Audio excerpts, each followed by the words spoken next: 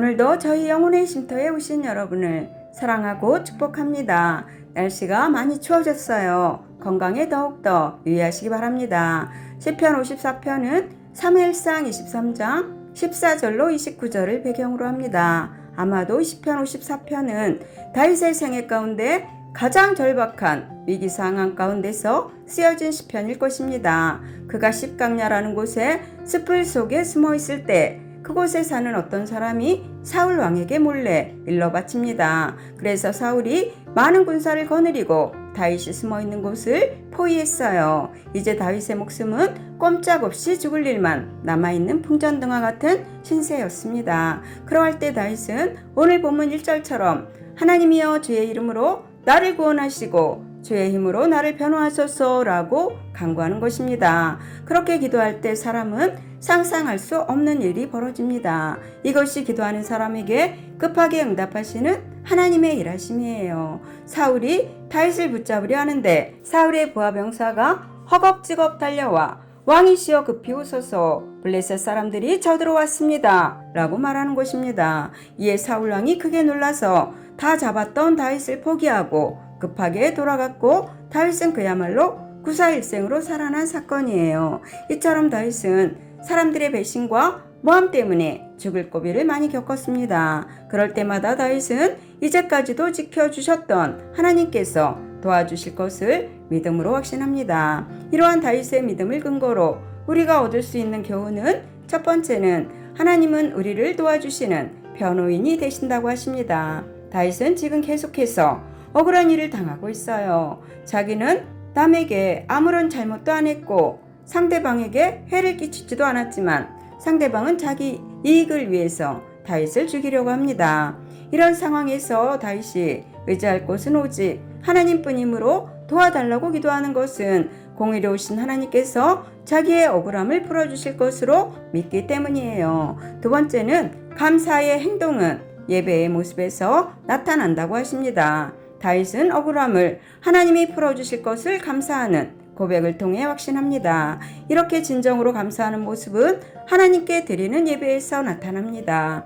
이 감사 예배를 오늘 시편은 하나님께 감사하여 자신이 자발적으로 드리는 제사인 낙헌제라고 표현해요. 그러므로 자신이 누리는 모든 것이 하나님이 허락하신 것이라는 감사의 행동이 예배에서 나타나는 것입니다. 감당할 수 없는 어려움이 닥칠 때 우리는 두려워하지요.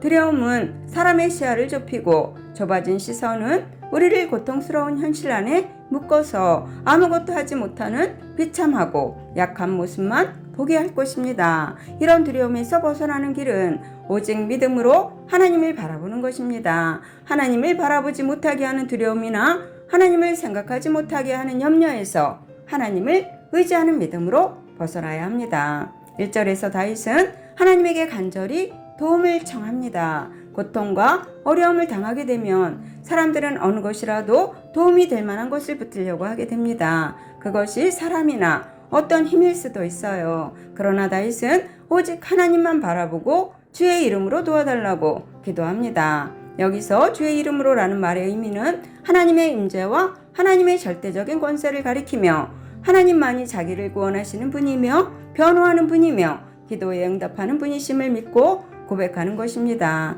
2절에서 다윗은 그의 고통이 원수들에게서 왔다고 말합니다. 다윗은 원수들이 자기를 공격했고 심지어 목숨을 위협했어요. 원수들은 하나님을 믿지 않는 사람들이기에 그들의 생각과 행동은 하나님과 반대해 있습니다. 그런데 하나님을 믿지 않는 것이 곧 그들의 약점이었지요.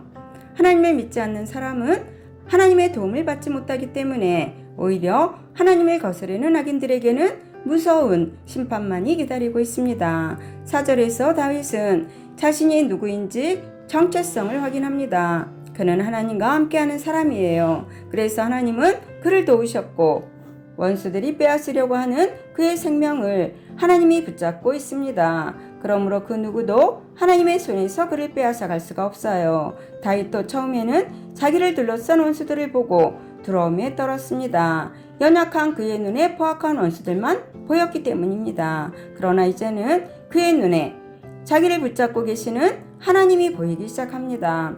그래서 그의 마음에 자기를 돕고 계시는 하나님을 향한 믿음이 자리를 잡았어요. 우리도 우리를 괴롭히고 윽박지르는 세상과 원수들에게 시선을 빼앗기거나 마음을 빼앗기면 안 됩니다. 그래서 우리를 붙잡고 도우시는 하나님의 손을 바라봐야 합니다. 5절에서 다윗은 모든 슬픔과 염려와 두려움을 이겨냈다고 말합니다. 하나님께서 원수들을 멸하여 주실 것이기 때문에 탄식과 불안이 아닌 기쁨과 감사의 예배를 드립니다. 더구나 원수들의 포악스러움과 자신의 연약한 모습이 아니라 하나님의 구원으로 말미암아 승리가 똑똑히 보인다고 7절에서 말합니다. 그러므로 우리도 믿음의 눈을 들어 하나님을 바라볼 때 기쁨으로 하나님께 감사와 찬송의 제사를 올려드릴 수가 있습니다. 질문하는 믿음이라는 책의 말을 인용하면서 말씀을 마무리합니다.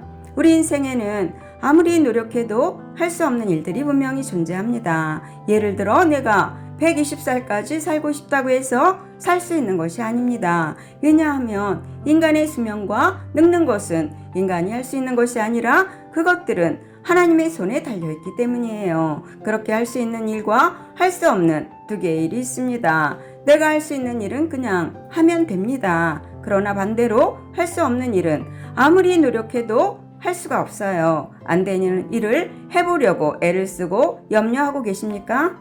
내가 해결할 수 없다고 판단되면 즉시 하나님께 맡겨야 합니다. 시편 55편 22절은 내 짐을 여호와께 맡기라. 그가 너를 붙드시고 의인의 요동함을 영원히 허락하지 아니하신다라고 말씀하십니다.